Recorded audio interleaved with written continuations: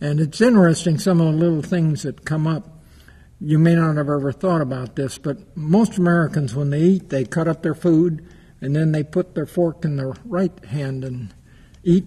They warned us not to do that because the French underground helped get a lot of our people out. Some people joke about the fact that the French, got soundly beaten by the Germans in the early stage just because they didn't realize how strong the Germans were. But those underground people in France were really courageous. And the thing was, they'd sometimes take airmen they're trying to help into a restaurant to eat, and they'd see us eat the way Americans eat, and they'd move right in. And they'd not only get the American prisoner, but they would execute the French underground people.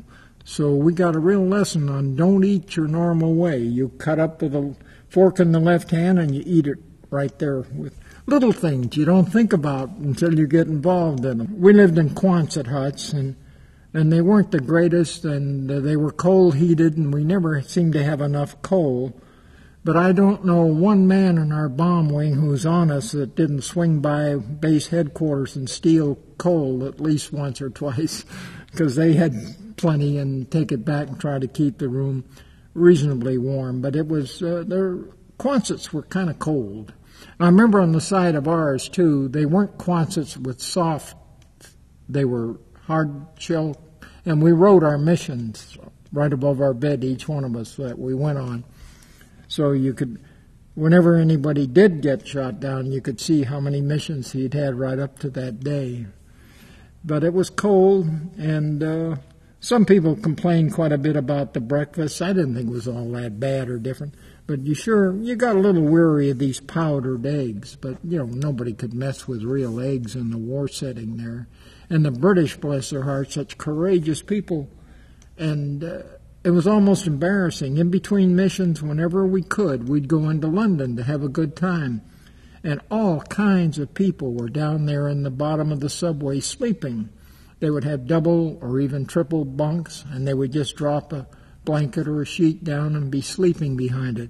And we almost felt like we needed to tiptoe through there. But they were all over the subway.